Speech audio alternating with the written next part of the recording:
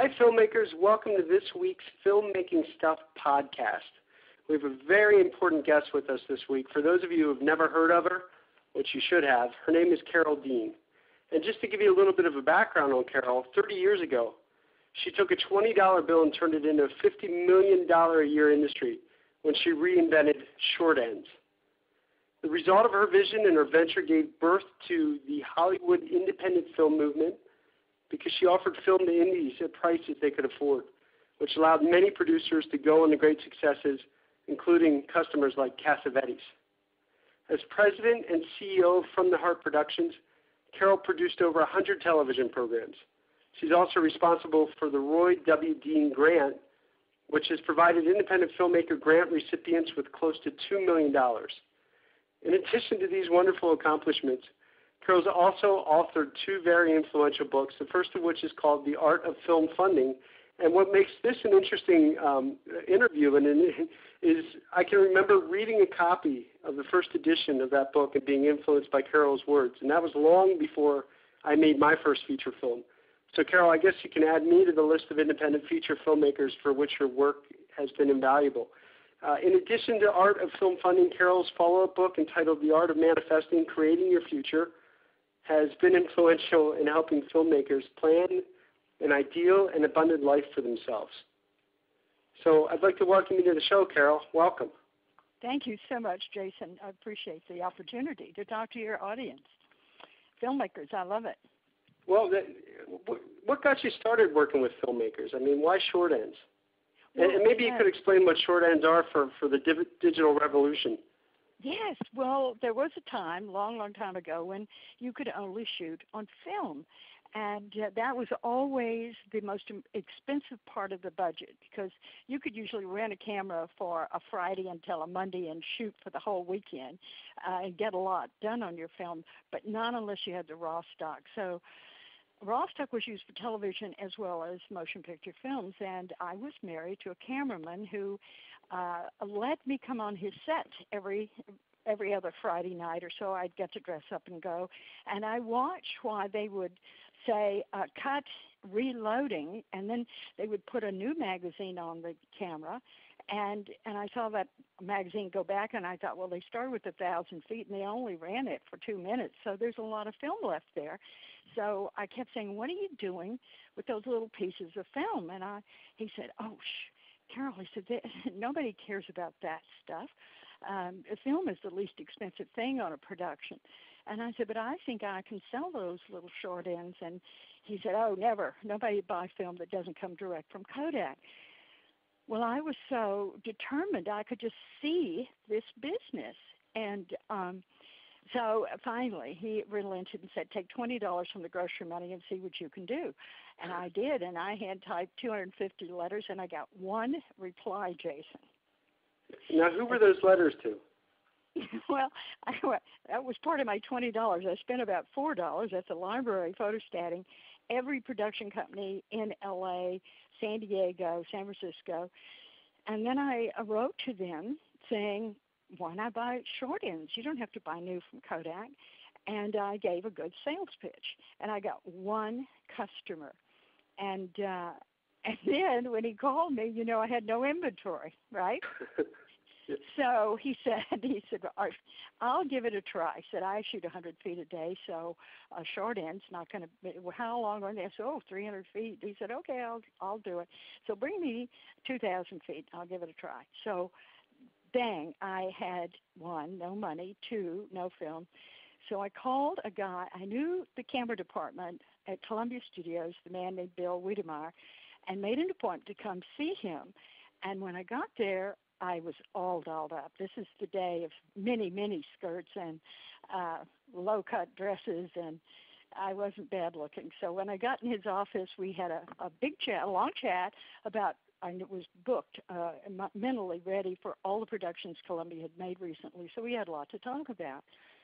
And then I came to the point, and I said, all those little short ends you have in that vault, I'm going to buy all of them, and I want you to give me a price. So I'd already sold this at 4 cents a foot, and so he said, well, how's a cent a foot? Perfect. I said, perfect.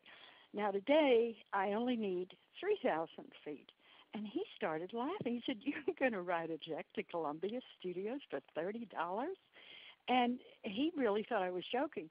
But anyway, when I wouldn't get up, he stood up to say the meeting is over, and I kept sitting there.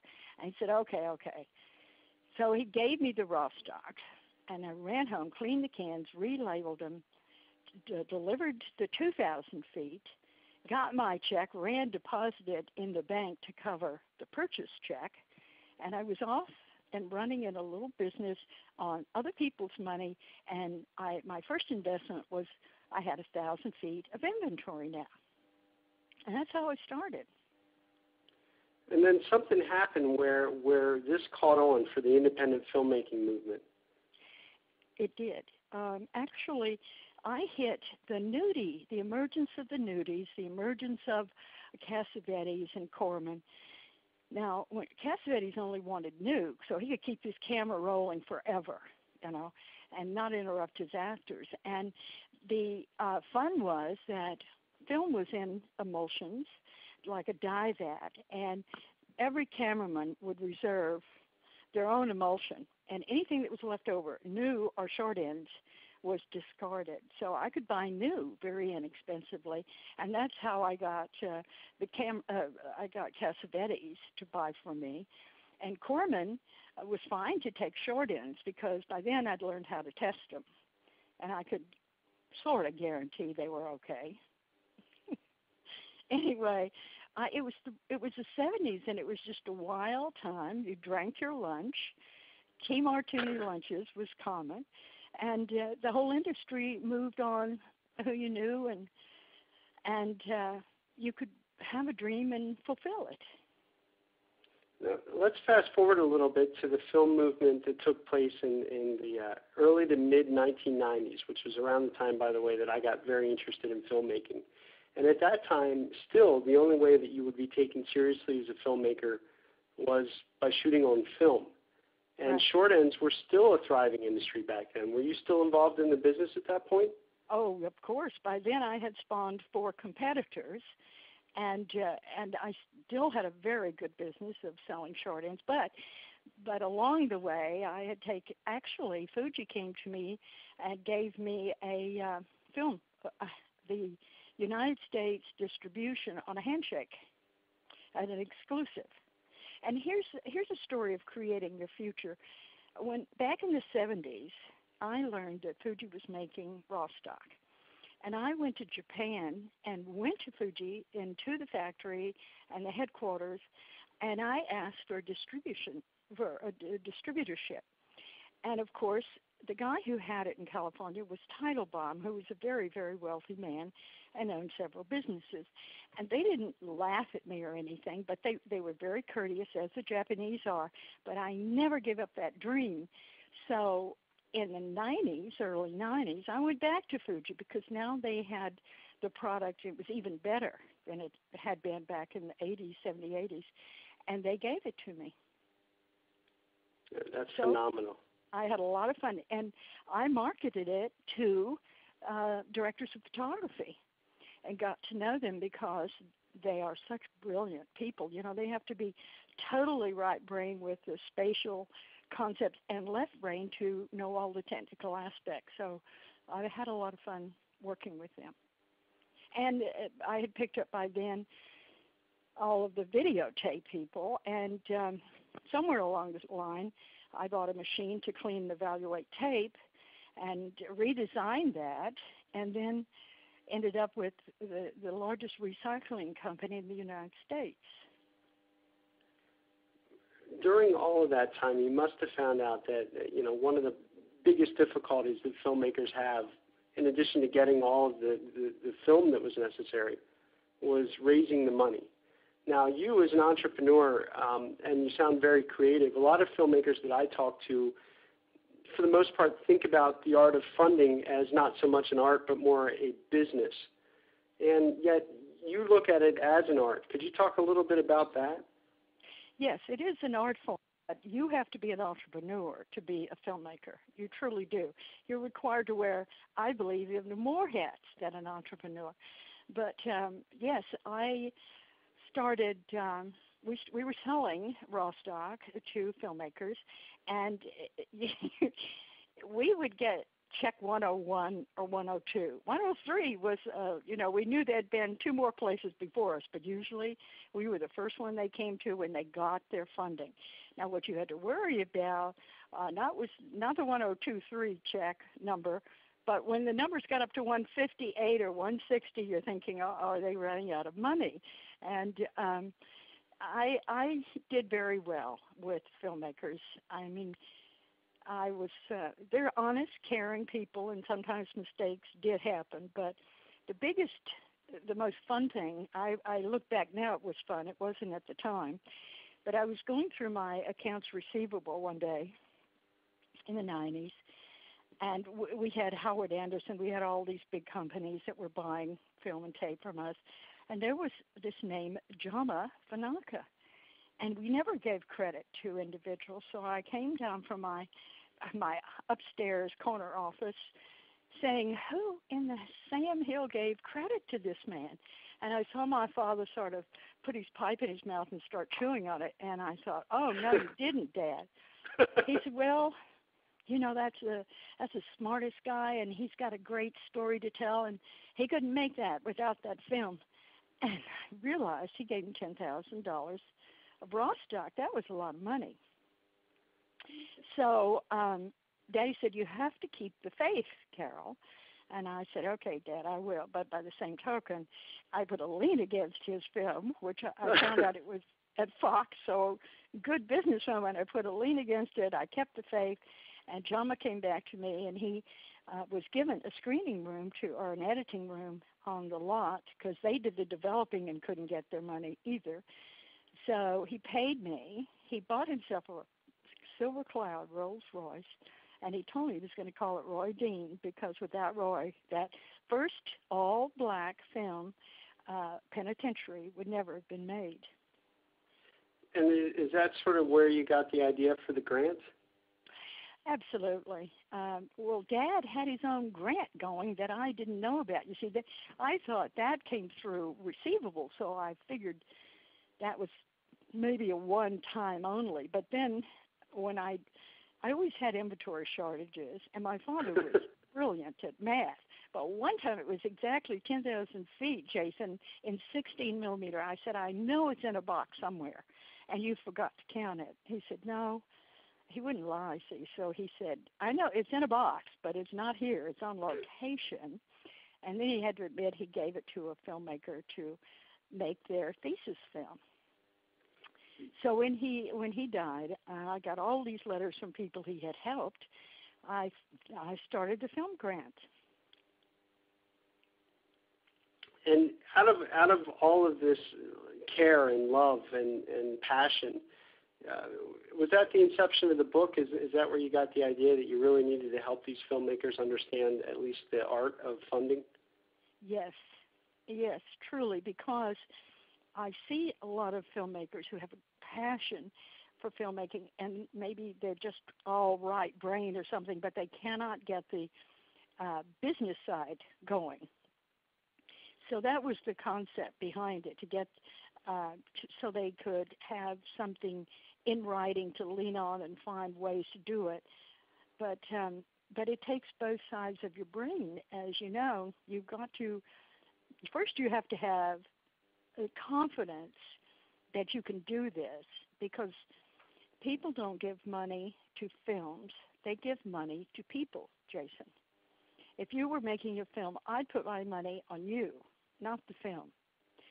And so that means that if you don't walk into a pitch session with total confidence and the attitude that I'm making this film with or without you, that you don't stand half a chance of getting the money. So they were buying on the passion that you had for your project, and like you said, the confidence of walking into that room. But back then, we also were dealing with a lot of other things too. I mean, in that business plan, we always had to deal with what I would call the Sundance Dream, where these filmmakers made this movie on pure speculation that hopefully they would find an audience and frankly, a home. And then out of that, maybe some return on investment to go back to that initial investor. Would you say in your experience that actually returning the investment was the least important part of the pitch? I don't know that it's the least important. It is a very important part. I work with filmmakers to create the business packages, and I believe that the most important, well, there's several, but one of the most important points is to be able to defend your comparisons. When you give 5 films that are comparisons, they darn well better be comparisons. They have to have budgets within the close proximity to yours, and or they have to have the same element in the theme of the film. It could be loss, it could be separation, but you cannot compare your film to paranormal or to some film that has 2 AA stars in it. You have to compare your film to like actors and like budgets. Now, and I always recommend that you have one film in your comparisons that didn't make money, either lost or was barely break even, because this is a risky business, and by putting that in there, you could save yourself a lawsuit. So first, it's the films. Second, it's defending the films, because when you get into the CPA, your donors or investors' CPA office to discuss them, the CPA is going to say, I don't believe this, that your film is like this. Why do you say so? And you have to know it right away and explain it. And I say you have 5 films because if they want to throw out 2, you still have some comparison with 3 films left. So I think that's a key issue. And I don't think that you go too big on the return on investment when you should tell someone you can give them back their investment plus at 50%, that you think that based on your comparables that they'll make 50% extra. Don't do that. It's your CPAs responsibility. don't like that. Too Well, much. I'm sorry. Go ahead, Carole. They think it's too much. I mean, be realistic. I'd never go over 30, maybe 33% after you get your money back. That the film could make that. Then, if it does make above 33%, you've got the happiest investors in the world. So I like it that where it's more realistic. Well, you also talk about some other interesting, in the art of funding and some of the other things that you talk about. Something nonprofit filmmaking. Now, this is a concept that some filmmakers know a lot about. I happen to be one that's always been working in the for-profit space. So could you tell me about what's a nonprofit film? What's that funding strategy look like? Well, From the Heart Productions is a 501c3, a not-for-profit corporation. So we work as a fiscal sponsor for filmmakers. And I will say that 70% of the films I sponsor are documentaries or short films. But now, independent films can be made for such small budgets that they are coming through our through our fiscal sponsorship. Now, here's what happens. They fill out a form, a contract with us, saying that they are making the film, and we agree that we will accept the money for them, give the money back to them less 5%, and that we will monitor their production. And so then they go to a donor and pitch their film, saying that they have a nonprofit company who is sponsoring them, has looked at their materials, and believes that they have a good product and that they will be monitoring their production. And this makes the donor feel good. Now, I usually write a letter or sometimes make a phone call to people who give large donations. So I called this one woman recently who had made a second large donation to an independent film. And I thanked her for her kindness. And she said to me, well, I love to help her. And so getting an immediate write-off from my donation is so wonderful. She asked me if I would like to invest in the film, and I said, oh, no, I can't afford to invest. I can't take that chance, but I can definitely give you the money.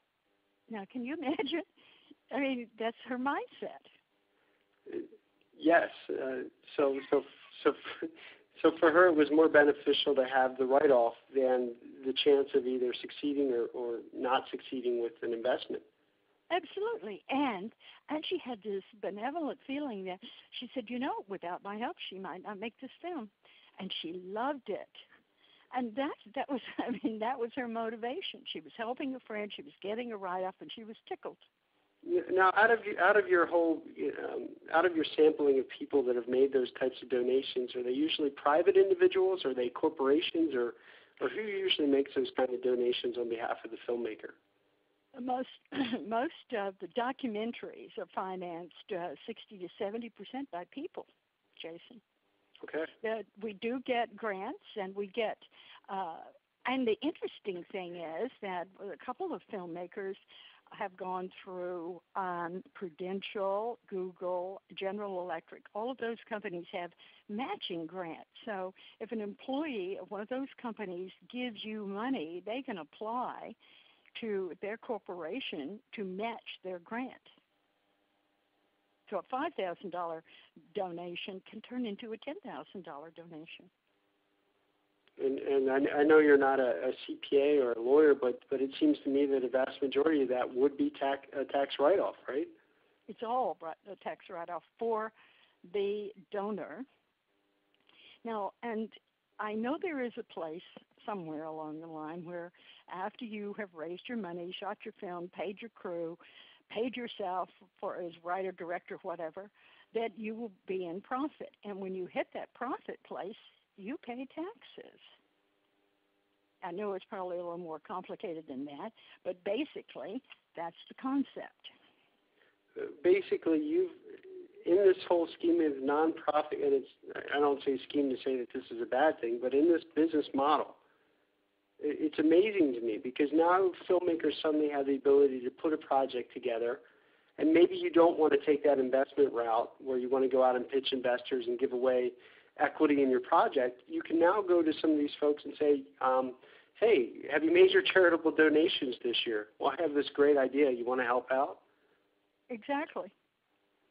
Well, even with all of these wonderful tools that are available to us, I speak with filmmakers through the website and folks that email me that are still a bit afraid to take that first step.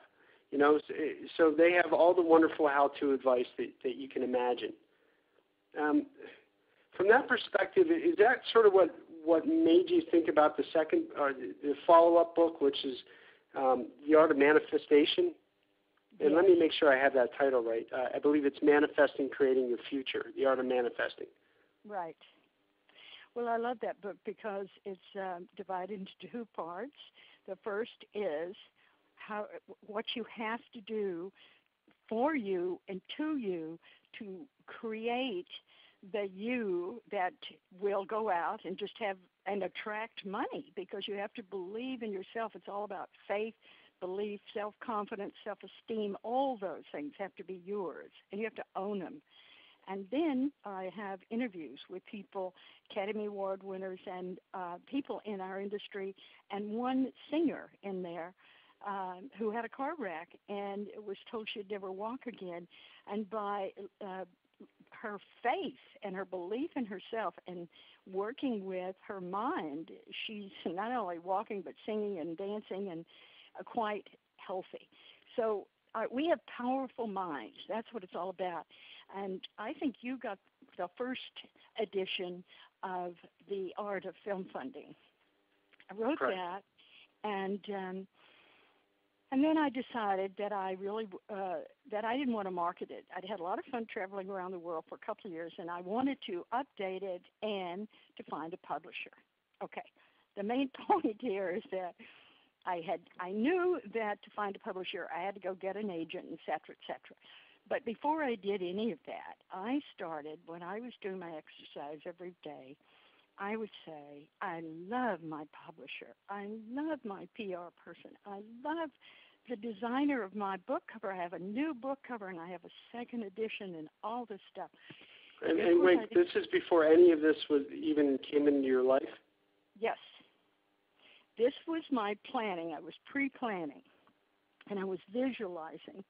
And I was so proud, and somebody would say to me, oh, you have a second edition, and I would say, yes, isn't that wonderful? And I swear to you, one day, Michael Weesey called me, who is a big publisher in the film world, and said, Carole, I just got a hold of a copy of your book, and I really like it. Would you like to do a second edition for us? Yes, I said. That would be wonderful.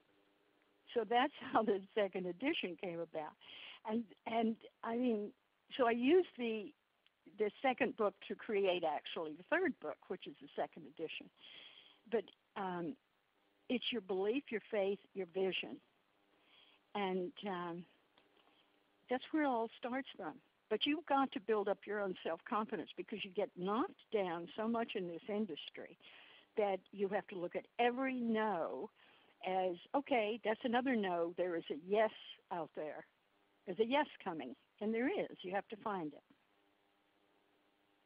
Well, yes, it's all based on sort of that probability and your faith in yourself, like you're saying. You know, it's interesting. Back when I was reading your original book, I at the time wasn't quite sure if I would ever make a feature film. And I can remember driving around in my car, like talking, you know, that positive self-talk, which if anybody had heard it at the time, it would have sounded very like I was crazy maybe to some folks. But I would drive around and I would do something similar to what you're describing, where I'd say, I was a little bit more general, but I said, I'm a feature filmmaker. I make movies. I have made. It was either in past tense or present tense, not so much future tense, because I really wanted to, you know, feel it. And some of that may seem a little bit hokey, but it's also the same driving. I think, and maybe you can help me with this, is once you start thinking something over and over and over and you get it in your body, and then you're like, there comes that time where you're not trying to fight that belief anymore. And oddly enough, you wake up one morning and you realize, oh my gosh, I made that feature film. And now the second feature film is like, it's like going to the refrigerator and pouring a glass of milk. You know how to do it. Yes. It's absolutely right. My thinking now, especially with all the changes that the industry is going through, there's a whole bunch of negative talk out there about how independent filmmaking is dead and we'll never make a living making independent films again. I think these mental roadblocks are hurting a lot of people. And I know you for one, you're probably not thinking that way. What's your thought process in all these changes? I think we have to, the key word for filmmakers at the moment is flexibility. Kiss the $3-5 million films goodbye for the moment. You're not going to return the money. That's what was told to me 2 years ago. And I said, oh, no, I'm never going to believe that. Well, okay, I had to believe it. And so, okay, what is the new route?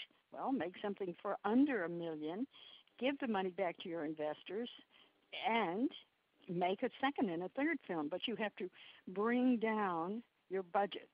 And the other side of that is that there are so few actors working these days that you can get really big-name actors for reasonable sums, right?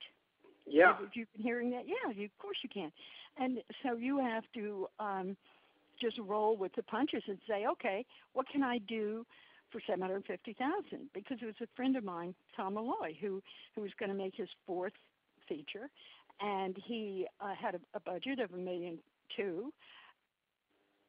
Said, this is I'm not gonna be able to return that investment. So he rewrote scenes and knocked it down to $750,000. He raised that money and he's making the film. And his investors feel confident with his marketing strategies that he will return their investment. And I think that's what's really important right now. And I read some of your articles, which I think are brilliant. And I noticed that you talked about looking to get your money back from VOD. So do you know how much you would normally get from one VOD play? I guess talk about turning the interview around. You're right. These are the problems that we're all trying to tackle, and I agree with everything that you said and also what Tom said about some of these things, where it's very difficult, as you know, as an entrepreneur, that if if you were going out and buying, for example, let's use short ends as the example here. If back when you started that business, you went out and people said, well, it's going to cost you $5 a foot for these short ends, and you knew you could only get, I don't know what you were selling them for, but what were they, 10 cents or 20 cents or? Yeah, let's say 10 cents a foot, sure. So in reality, you were buying them for, I believe you said, 3 cents a foot? If you could, at least. And then you turn around and sell that for a pretty good margin, right? Absolutely. Well, so all of business is trying to get a product, and I'll use products, but it could be services as well, but trying to figure out how to create a product or a widget for X number of dollars so that you can go out and the value of that product is more than what somebody's willing to pay for it. So in other words, you buy low and you sell high, I guess, is the quickest way to say that in Business 101. So what Tom's describing with his movie making is he's only raising X number of dollars. You mentioned $750,000, so that he can hopefully recoup that initial investment and get some money back to his investors, namely the initial investment as well as whatever else follows, which would be gravy on top of that. Right. Awesome. Yes, Business 101, economics, the reality is you have everybody and their sister making a really good-looking movie with a camera that they bought at the local electronics store for $2,000. So now we have a market flooded with competition. So the question that we keep asking ourselves is, how do we make this a viable business? So Tom's example of he needs to make something for a low enough price so that he can sell high. Okay? That's fine, but the difficulty that we're all faced with is how do we then relate that to a bunch of freelancers and, as you mentioned, actors that are out of work that are used to making either their freelance day rate or their SAG scale at least. And unfortunately, the economics just don't work. So what I've been trying to figure out, and the articles you referenced was probably, I would imagine, the Modern Movie Making Manifesto, which is just an idea of, and by the way, that's open source, and I want everybody to contribute ideas. I'm not the guru of that thing. It's a living, breathing kind of idea, but the thought process is this. Can we make movies for a low enough upfront cash, as we know we can, but in the same token, can we compensate people what they're worth? And now that we have, and I mentioned video on demand distribution, now that we have a non-discriminatory sales channel as filmmakers, we can make these movies cheaply and get them out and get them selling to where they're sharing shelf space, virtual shelf space with the big Hollywood movies. And we can get them out there and get them selling. But if we can do that, then we need to create a business so that we can pay people a nice salary up front, and I'm talking a salary, not a freelance day rate, as well as give them stock options in the movie product that we're creating. So to put it another way, I'm just describing taking the entrepreneur's small business model where you go and you raise startup money, you hire on your team, you come up with whatever this product is that you're going to design, and underneath the same roof you come up with a marketing and a sales and a distribution strategy for that, and you move forward. And maybe you raise enough money for, instead of one movie, but 3 ultra-low budget movies, but because some of that money that you're raising is going to be allocated to upfront salaries, you can also make this acceptable to folks that are used to making a lot of money by giving them back-end equity, stock options in the company.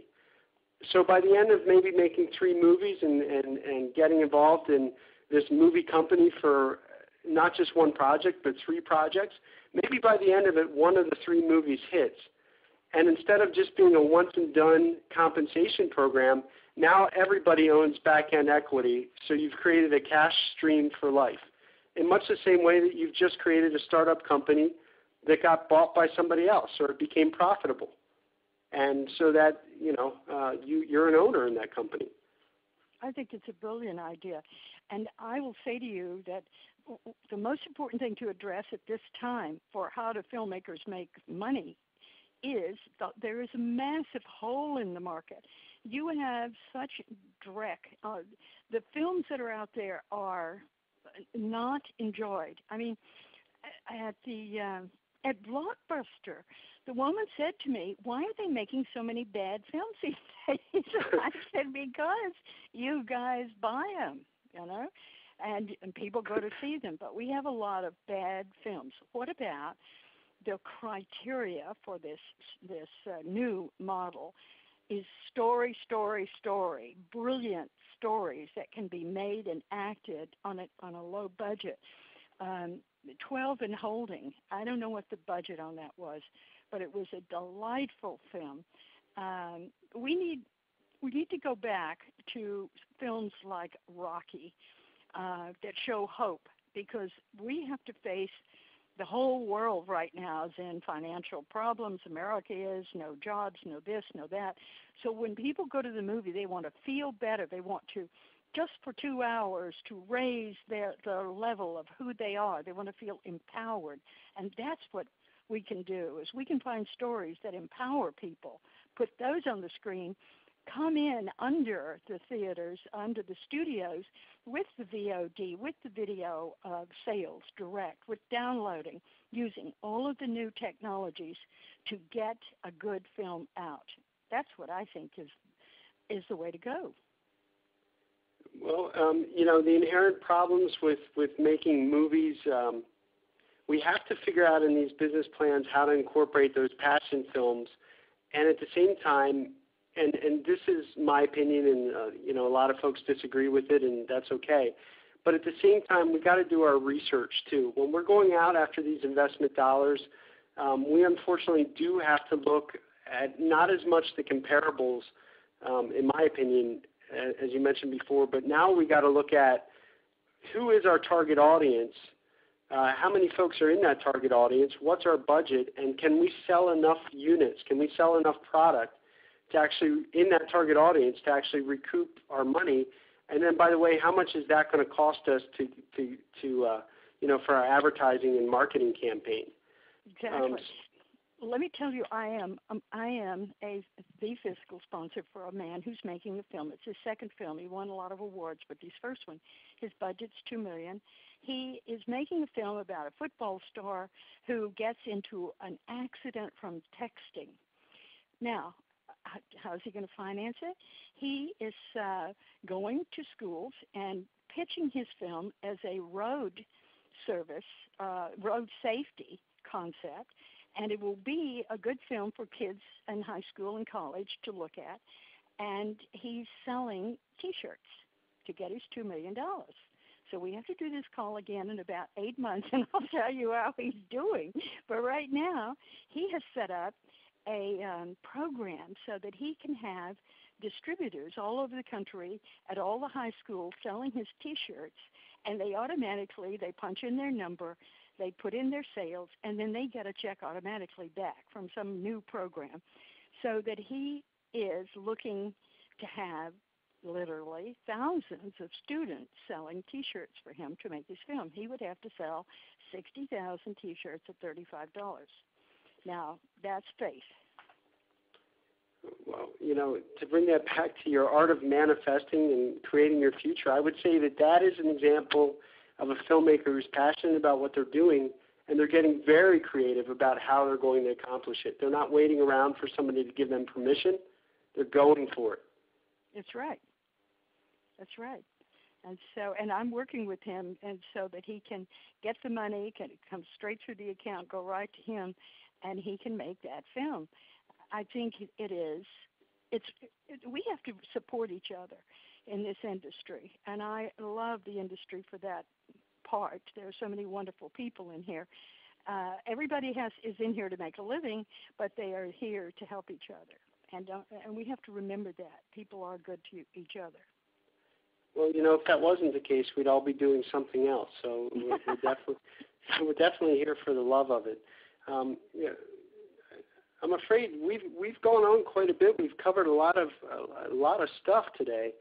I'd like to, before we conclude, maybe you have a lot of experience in terms of being an entrepreneur, working with filmmakers, and you certainly know how to make things happen for yourself. A lot of the folks listening to this are either the veteran filmmakers that have been doing this for a long time and they see the industry changing and they're losing sleep at night, or you have some folks all over the world that are tuning in because of technology and how affordable and accessible it is now. They now have dreams for making movies. What kind of general advice do you have for all of us moving forward? And in fact, I'm asking you to give us a piece of hope. I think there's a lot of room in this industry. What is happening is sort of like a mushroom cloud, like that A-bomb, how it mushrooms out. That's what's happening. It's going in all different directions. And you have to use your creativity and keep reading on what is the newest form of digital downloads, where is it going now, and be on that cutting wave. But it all goes back to the basics of storytelling. Find a film that has a compelling story and stay with the uplifting concept. Bring back dancing, bring back tap dancing, bring back something unique. Build your audience. I loved the way that Peter Jackson did a weekly report when he was making the film Kong. He introduced us to everybody on his crew. He showed us how they made the sets, everything. And when the film opened in New York, there were lines around the block.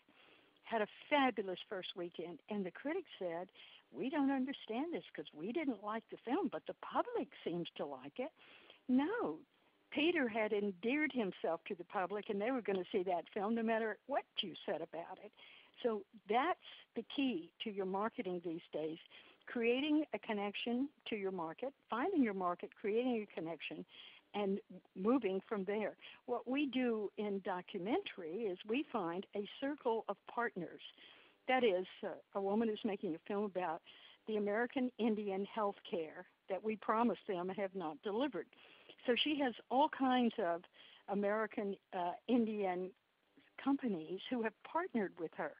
Not so much that they're giving her money, but they are talking about her film to all of their members. So you get about 10 of those companies or memberships that have 2,000 or 3,000 members, and you have a massive base.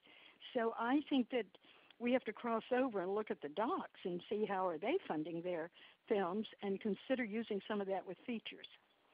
And just in closing, I want to tell you, I love John Cassavetes, and I just wanted to leave you with one thought from him. Is that okay? Oh, yes, absolutely. Okay. Well, John says that what happens to artists is that it's not that somebody else is standing in their way. It's that their own selves are standing in their way. The compromise isn't how or what you do, the techniques you use, or even the content. But really the compromise is beginning to feel a lack of confidence in your innermost thoughts. Don't let that happen. Oh, that's a great piece of advice. For any of the filmmakers out there listening, Carole, where could they find your books? Oh, thank you. It's from theheartproductions.com. Both books are on that, and the full information on physically sponsored films. I'd love to hear from anyone who's wanting to get started that way. I'll talk to you about it, give you some advice. From theheartproductions.com. Well, great. I want to thank you for stopping by Filmmaking Stuff today. I know this has been enlightening for me, and I'm sure filmmakers around the world really appreciate your time. Thank you, Jason, for this opportunity. Well, this has been a production of Brubaker Unlimited, LLC, 6767 Sunset Boulevard, number 153, Los Angeles, California, United States of America. And for more information about filmmaking stuff, check us out at filmmakingstuff.com.